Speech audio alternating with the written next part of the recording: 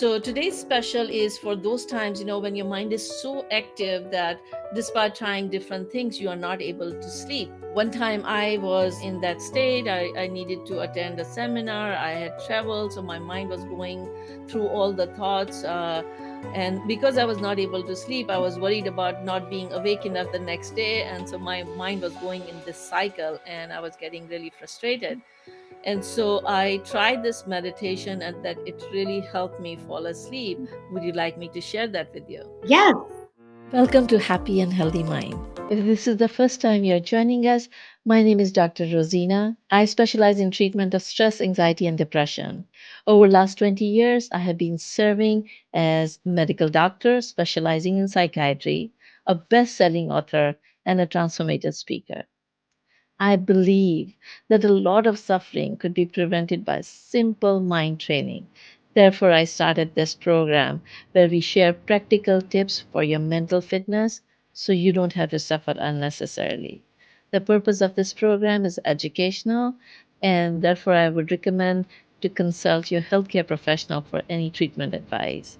Our mission is to bring health and happiness to more than 1 million people. So if you find value, please share, like, and subscribe so more people could live happier and healthier life. Basically, what you want to do is I write my diary every morning. So I have my diary on the side, and then we have these 5 sleep hygiene tools, like do music, you do meditation, you do muscle relaxation, you read boring self-help books, or or you write like you just said. And if you've done all those things and you are still not able to sleep, you kind of repeat the cycle. So for the days when you are having a lot of thoughts going through, you can do this meditation. You sit up, you turn on the reading light and your diary on the side, and have the pen handy, and close your eyes and imagine that you are sitting by a river, and the water is flowing and it's so serene. And on top of the water, some of those there are bubbles on the leaves that are passing. And so you see those bubbles, you don't try to catch them or hold them, you just observe them passing by, and your whole body is relaxing. And then a thought pops up in your mind. Let's say on that day when I started doing this exercise, the thought came to my mind, oh, is my daughter asleep? And so I just wrote, I opened my diary and I made these waves form, and I made bubbles on top. So in one of the bubbles, I just wrote down the name of my daughter and I let it pass. And then I again start imagine, sitting in front of the river and seeing this water flowing. And then another thought pop up. Oh, did I call that person? And so I just wrote down the name of that person in the bubble and I let it go. And then again, another thought pop up in my mind. Um, what if I'm sleepy tomorrow during the seminar? Then I would say I'll deal with it at that time. And then another thought, oh, did I make pay that bill? And so I just wrote down the, a PUD was the bill that I need. So I just wrote down the. So just by writing one word, I was letting those thoughts get out of my mind on the paper and let them go. And that kind of this technique tricks you to think, okay, now it is written down, now you're not going to forget, because our brain has this tendency that a thought comes in the mind, like, in the middle of the night, I have to pay this bill. Well, you can't pay this bill at that time, or you can't call this person at this time, you can't do anything about it.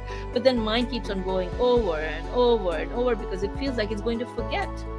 Yes. So once you put down that word outside, then the brain says, oh, it's written down, now you're not going to forget. So it allows you to let it go. And then that effect of seeing the water flowing and the bubbles flowing can relax your mind and body. And then as you're falling asleep, then you allow yourself to fall back to sleep. Sometimes, you may write few and then you may fall asleep. Sometimes you may not fall asleep after writing. That day, the first day when I did this exercise, In the morning, I saw there were 49 bubbles. Wow. And then last few bubbles, the writing was not legible because I must be like so sleepy. I just fell. So every now and then, when my mind is really active, I pull it out and I still do this exercise, and it helps a lot of my patients too. So for you guys, if you are having difficulty sleeping and your mind is too active, you can try this exercise. It's called floating bubble meditation. I'll be making another video that you can get access to it. The information is also in my book, Stress to Joy. And so we keep on bringing practical tools for you so that you can live a happier and healthier life.